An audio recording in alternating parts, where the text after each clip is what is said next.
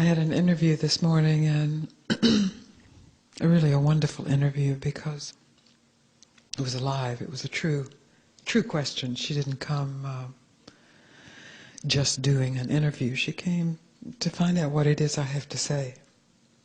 So she asked me what my core message is. My core message is that always, every instant, every moment, in every circumstance, silent awareness is alive in you. Not silent awareness that is in opposition to noise or speaking, but silent awareness, absolute silent awareness that includes everything,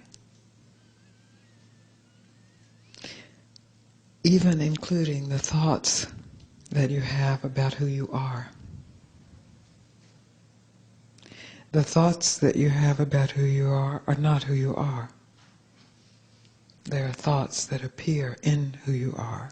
You are silent awareness. I've used the word silence for many years, but I realize there's it's so easy to mistake the meaning of that. Then it becomes silence in opposition to speaking, or in opposition to action. And it's not that. It's silent awareness that is aware of all speaking, all action, and aware of all non-speaking, non-action. So it is the resolution of all dualities.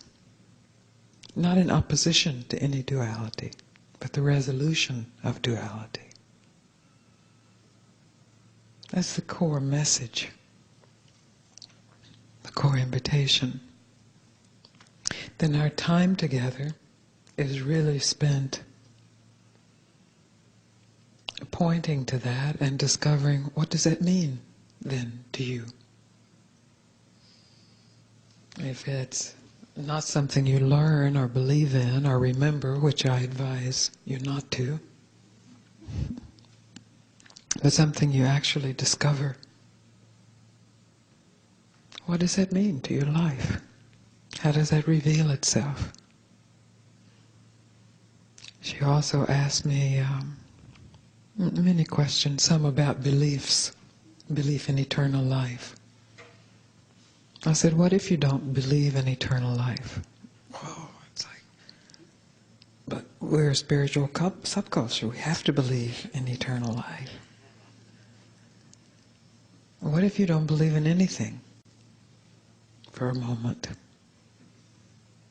Dare you not believe in anything, just for a moment? If you dare, then there is a possibility of real inquiry, real investigation. There's a possibility, the capacity to discover yourself as this silent awareness. Not to believe in, because if you believe in it, that will be a thought about it. But to realize it, to realize yourself. What does that mean? I can tell you what it has meant for me. It's very good news. That's probably all I should say. It's very good news universally.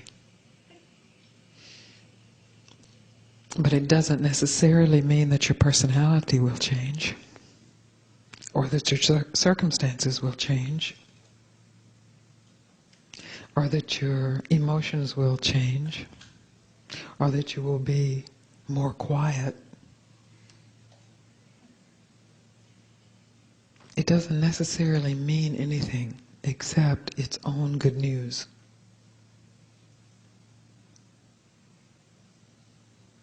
She also asked me if I was a missionary. That's a good question, too. I'm not a missionary at all. My mission is to simply invite you, if you are drawn and if you are curious, to investigate for yourself what is always here, what is already awake, what cannot be objectified, and yet is present. And finally, who are you?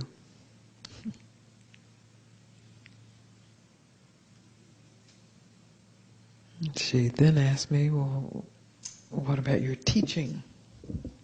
I said, well, some people call me a teacher, but it's not a teaching per se.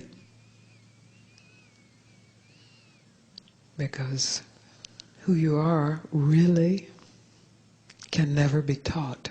If it could be taught, it would be a thing that could be extracted and objectified and learned.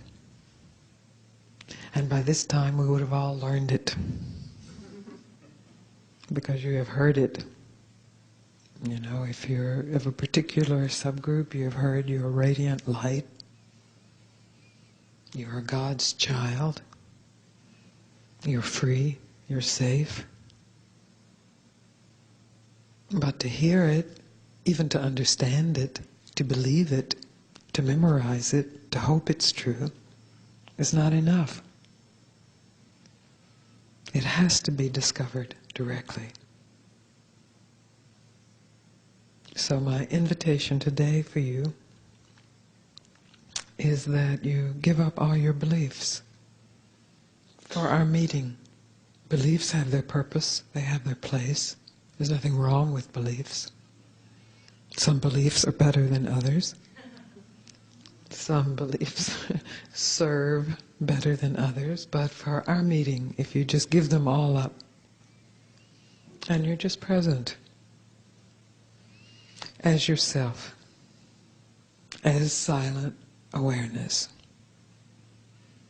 then you have the opportunity to discover, is there a boundary to silent awareness? Is there a problem in silent awareness? Is there any separation anywhere?